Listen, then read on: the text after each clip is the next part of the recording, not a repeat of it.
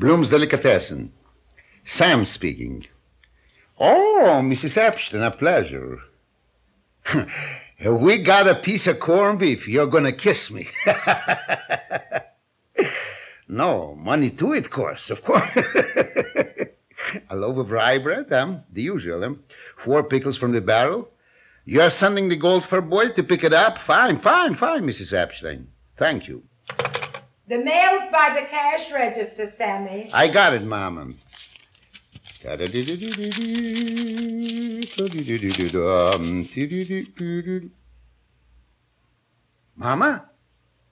Mama! A notice of... I'll notice them. Mama! I'm coming. So what's the yelling? We're on fire? Reid, take the letter. Go ahead. Take it. Huh? What's this kind of foolishness they're saying? A little chance, Sammy, and I'll read. Find me somebody who abides by the law better than Sam Bloom? What kind of... Notice of condemnation. Condemnation? Me? I held up a bank, maybe? Sammy, the building they're tearing down. Theater 5 presents Mr. Joseph Buloff in You Can't Fight City Hall.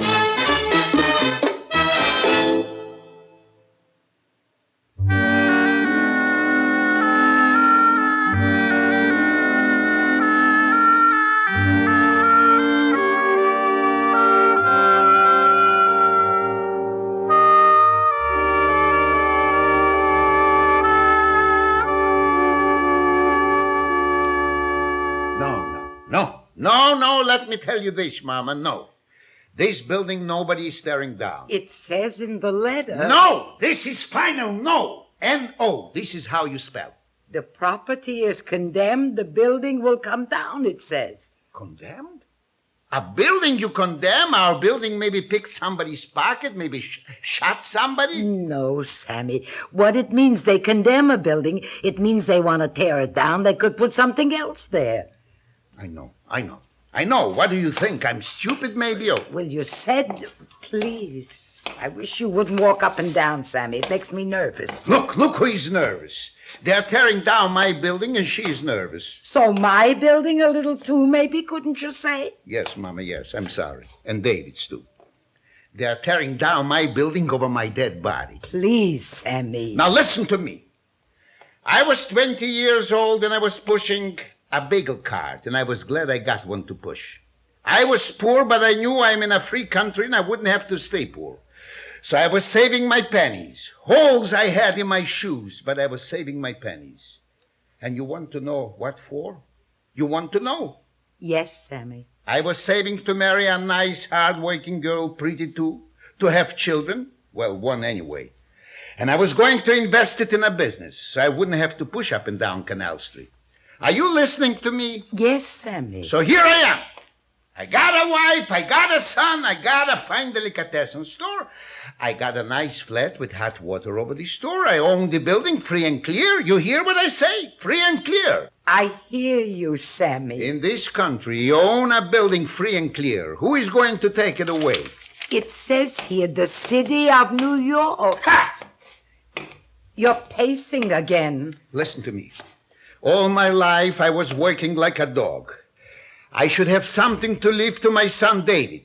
So I got a store and I got a home and a building free and clear. Are they going to take this away from me? Sammy, David don't need it. He's a big lawyer over in Newark. He's a partner with his father-in-law in a big law firm, Levinson, Mansfield, and Bloom. His name even he's got in. He's a full partner. A partner is a partner. But with Bloom's Delicatessen, one day he's going to be a sole proprietor. The telephone, Sammy. Somebody wants a herring. Hello. Bloom's Delicatessen. Who is speaking? Is this Mr. Blum? I am Mr. Bloom. My name is Preston, Mr. Blum. Theodore Preston. I'm with the Department of Urban Improvement. The department which? Of Urban Improvement. The City Department of Urban Improvement. Did you receive our notice of condemnation? Oh, so you are the one, eh? I'd like to drop in sometime tomorrow and have a talk with you, if I may. Well, now I'll tell you something, Mr. Preston, it was? Theodore Preston. Oh, well, I'll tell you, Mr. Theodore Preston. You drop in like you said, and I'll talk all right.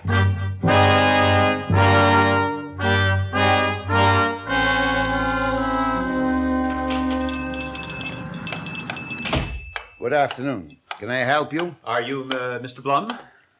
Yes, I'm Sam Bloom. Oh, my name is Preston, Theodore Preston. Oh, yeah.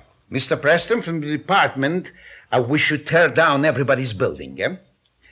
I got a couple of things I'd like to say, Mr. Preston. Was anything wrong, Mr. Blum? Yes, Mr. Preston. Anything is wrong if you want to know. Nobody's tearing down my building. Mr. Preston is not tearing it down. The mayor is not. The governor is not. The president is not. And you want to know why? Because the building is staying up. I'm afraid you don't understand, Mr. Blum. Now, what's to understand here? You want the building down. I want the building up. It's my building. So what's to understand? But in the case of property condemnation, Mr. Look, Blum... I got something to show you. A deed. You know what is a deed? Free and clear, Mr. Preston. Not a single penny is outstanding. And look, tax receipts. You thought maybe you could catch me. I didn't pay my taxes. Every penny. Take yourself a look. I'm afraid you're missing the point, Mr. Blum. Your building has been condemned, and it must come down. So, all right. I condemn City Hall. You're going to tear it down? Now, wait a moment. Wait one moment. I'll get a paper and a ballpoint. I'll bring Mama along so she could be a witness. And I'm writing a notice of condemnation. City Hall is condemning me, so I'm condemning City Hall. For this, you got a quick answer. Oh, that's silly, Mr. Blum, and you know it. Now, I am here to ask you what you consider a fair price for this property. So now who is silly? A man that ain't selling should put on a price. You'll find that we can be just as stubborn as you. All right, so we're going to make a pretty good fight. Mr. Blum, you're an obstructionist. I'm a what? If you force us to take legal action, I tell you right now that... Now you'll take action. You'll turn around and action yourself right out of my store and right off my property, and better you should make the action fast before I'm pushing a little.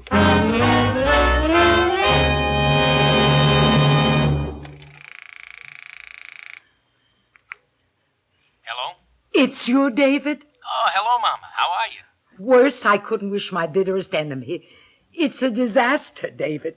What is, Mama? What's the matter? The building. They're tearing it down. We're condemned. They've condemned the property, Mama? Your papa, if he's going to keep on like he's keeping, I couldn't promise you... Well, I just couldn't promise. Who are you talking to? You couldn't promise. Mama? It's only David, Sammy. Hand me the phone. Hand me. Mama? No, it's Papa. David? Your mama told you we are condemned? Well, yes, Papa, but I don't quite understand. David, I want you to come home right away. We must talk it over. I need a lawyer. Oh, sure, Papa, sure. I'll come right over, but, Papa, I'm afraid my firm doesn't handle this kind of case. You'll come and you'll handle. A fortune you spent getting a lawyer in the family. And the first time you get a problem, he's too high and mighty to handle. I'm going out. Watch the store, Mama. Where you going? I'm going over to Solstein's place. The pawnbroker? My friend. For what? So mind your own store. I'll maybe make a small purchase. You'll purchase? Sammy? Yes. I'm going to buy a gun. Now you know everything. Yes.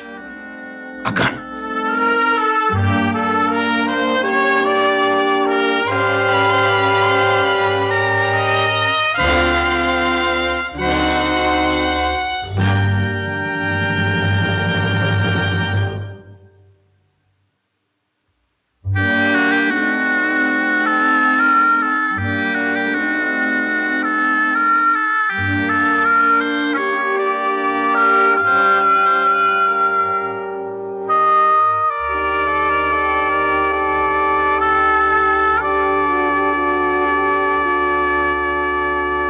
Trouble, David. So mad you never in your life saw your papa before. Oh, I've seen him pretty mad, Mama. Even by the customers, he can't speak civil. Me, that's one thing. But the customers, already once today, he threw a man out of the store. And all you didn't hear yet. You want to hear all? Yes, Mama.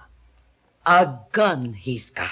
Oh, now, Mama, come on. He wouldn't do anything as silly as... Go look in the cash drawer if you could get so close. Me, he won't let so close as 10 feet. I'm telling you, yesterday he went by Sol Stein's place. He bought a gun. In the cash drawer he's keeping it. All right, Mama, I'll go downstairs and have a talk with him. He just grunted at me when I passed him on the way in. You're lucky. You should hear him when he stops grunting and starts talking. Oh, and David. Yes, Mama. Don't mention I told you about the gun. Already it's like living with a bear.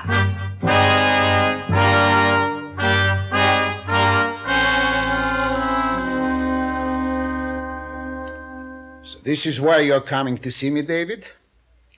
You should take sides with the terror downers. Papa, I'm not taking anybody's side. Try once taking my side. See how it feels. All I'm saying, Papa, is that this thing may not be the big disaster that you think it is. No, don't tell me what is disaster. Papa, don't you ever think about retiring?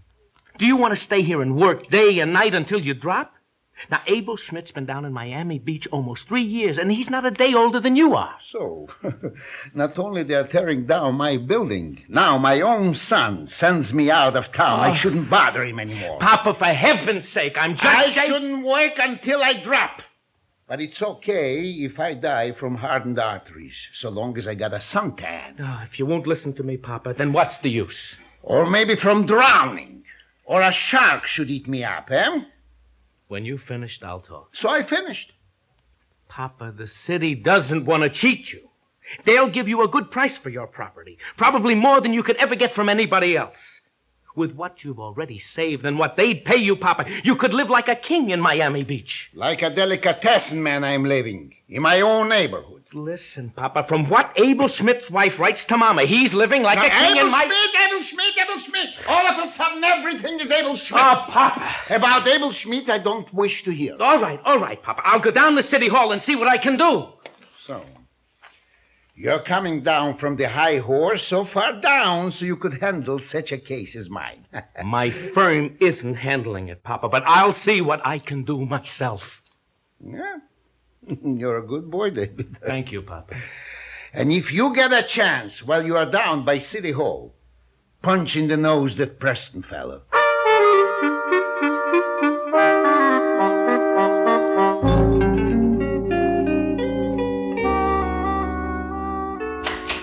Oh, David, you're back. So it's fixed up, everything, David? Well, Papa, they're not unreasonable down at City Hall. Oh, no. Good, fine. So, tell. Well, they realize what it means to be torn up by the roots. I mean to be pushed out of your home and your place of business and so on. They expect to pay for it. Pay who? For what? Papa, I've got them to add 20% to the price originally fixed for this property. 20%, Papa. 20% of zero was zero when I went to school. I ain't selling the place, David. You'll have to, Papa. There's nothing else you can do. Just nothing else at all. Papa. Papa! I ain't selling. I brought Mr. Preston with me, Papa. He's waiting out in the car. So, for this I was paying pediatricians a fortune.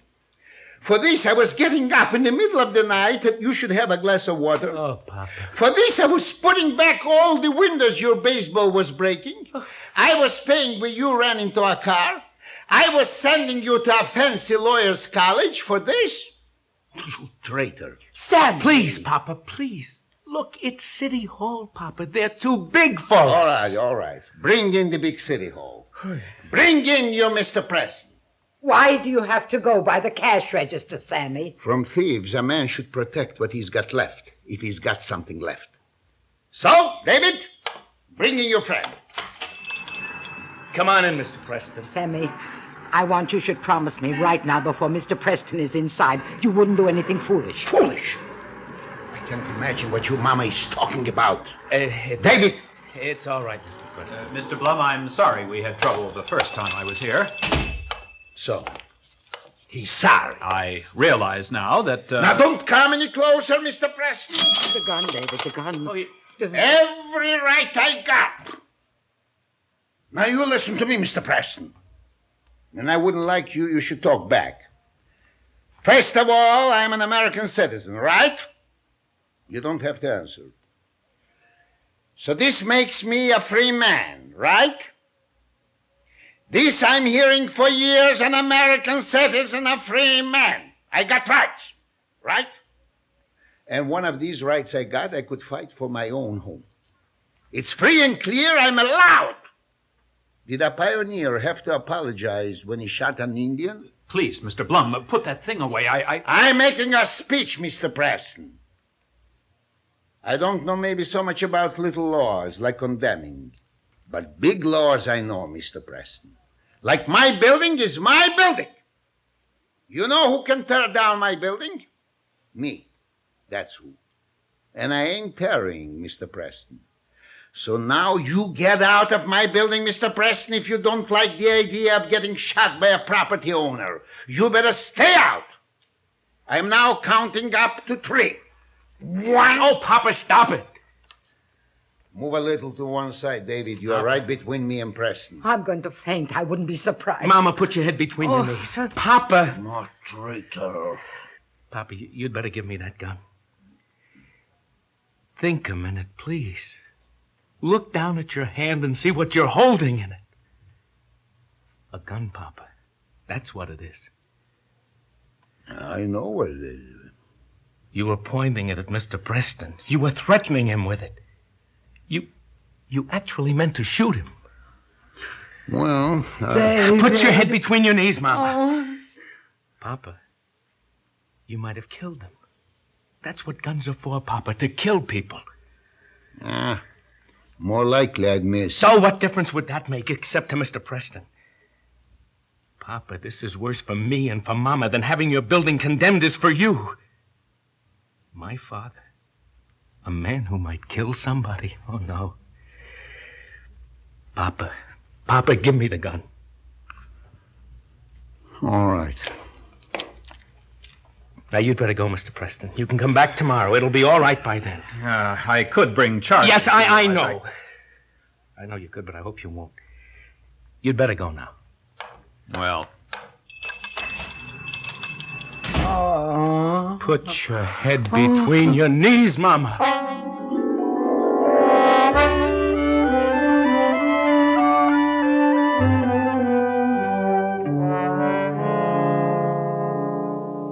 Sammy, darling, you'll love it in Miami Beach.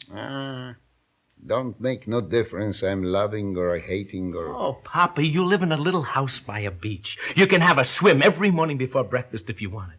You can do anything you like, Papa. Your time will be completely your own. It's what men work for all their lives, Papa.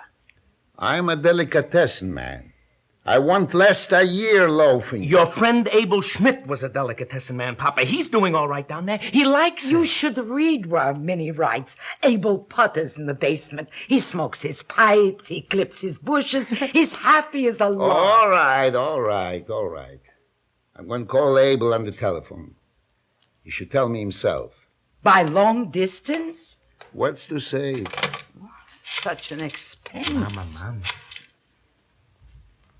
Yeah, you could help me. I want to speak to Abel Schmidt. He's living in Miami Beach. Who knows from addresses? You want I should do everything. You're the long distance. I'm the delicatessen man. He'll like it, David. I know he's going to like it when we get settled and everything. I'm sure he will, Mama. Hello. Am I speaking with Abel Schmidt? Abel, I'm Sam Bloom. Now just listen, Abel. I want you to do me a favor. I want you should look around and find me a good location. I could open a delicatessen. Sam! Shut up. I'm a long distance. No, Abel. I'm shutting up my wife. You heard what I said? Oh, I see. It's a suitable occasion? Yes, well, I'll tell you, Abel, if I was taking on a partner, you'd be my first choice, absolutely. But I can't take on a partner. No, Abel, no. I want to have something I could leave my son David. He could be a sole proprietor. A partnership is God already.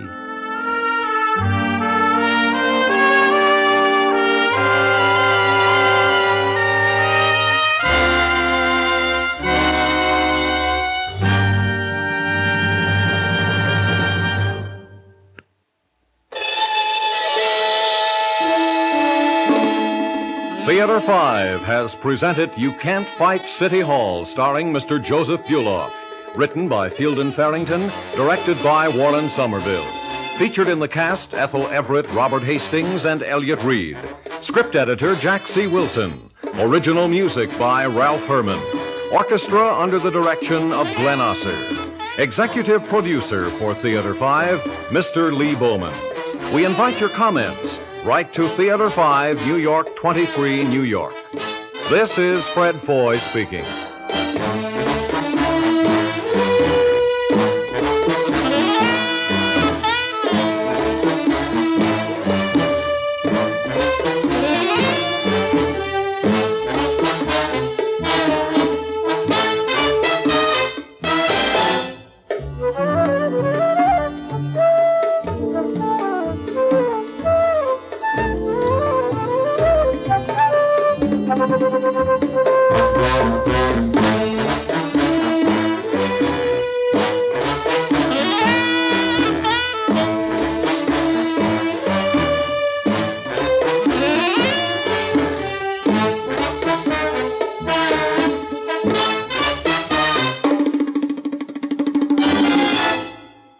This has been an ABC Radio Network production.